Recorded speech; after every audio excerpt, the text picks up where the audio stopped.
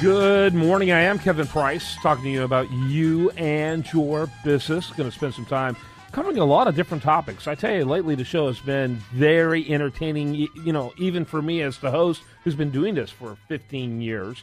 I love it when we have a diversity of topics, a lot of different issues being covered, and today's going to be rich in that. Do want to mention on Sunday's television show, we've got a great interview with an author from the Heritage Foundation on academic bias that I think is going to be fascinating. Lots of great guests coming up in the weeks to come. Make sure you check them all out over there at priceofbusiness.com, including my most recent interview with U.S. Senator Rand Paul. You can check them all over there, and so make sure you do so. Chuck Tatelbaum, he is with us here today, and he's with the Tripp Scott Law Firm. His specialty is in bankruptcy law, but he also keeps a close eye on what's happening in the retail front. Chuck, welcome to the program. How are you today?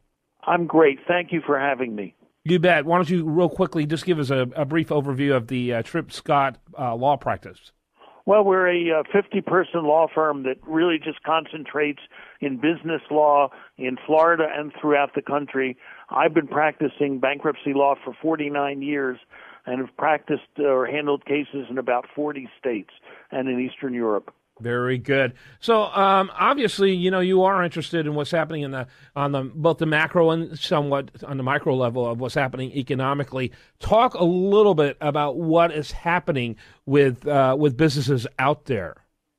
Well, I think businesses are struggling. People mistake, in my view, the health of the stock market or the ups and downs of the stock market with the economy, and that's not the case. The European economy is in shambles.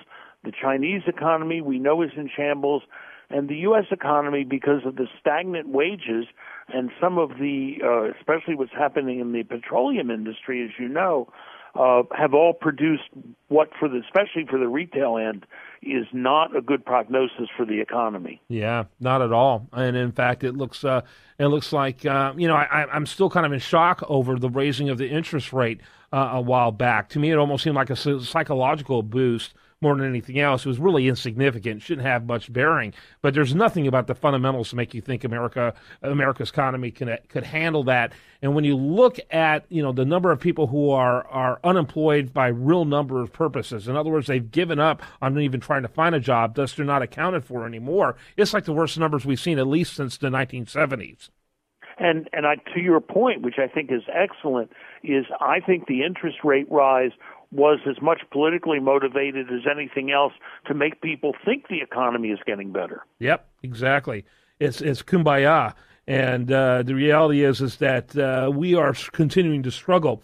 So who are the winners and losers from the holiday seasons as far as retail goes? Well, the winner is obviously Amazon.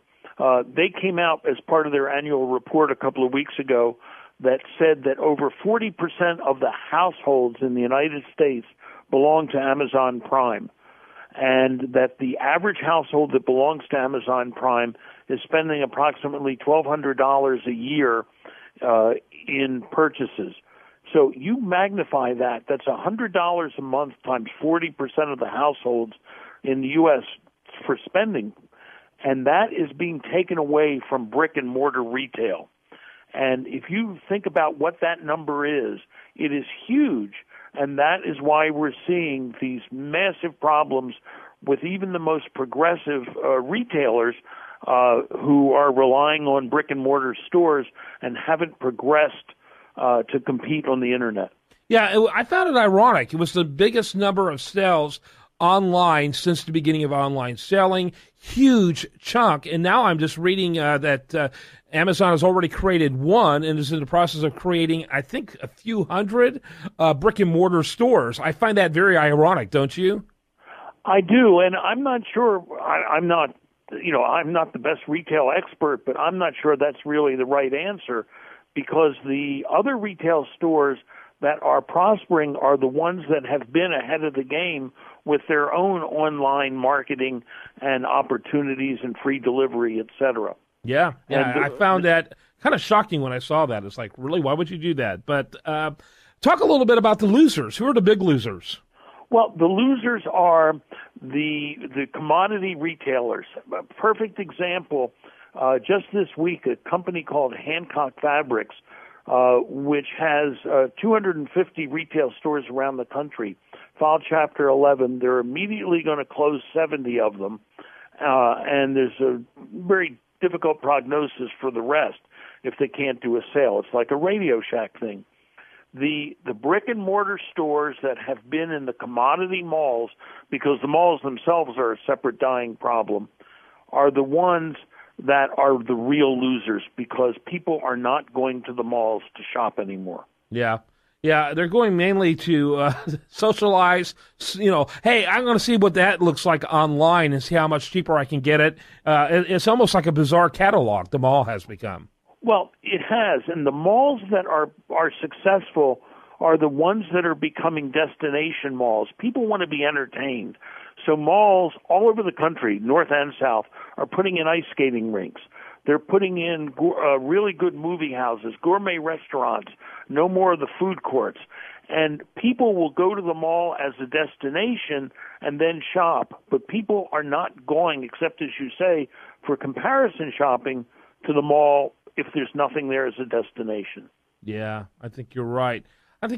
So, what do you see happening dynamic-wise as far as the retail front in 2016? Any major shakeups?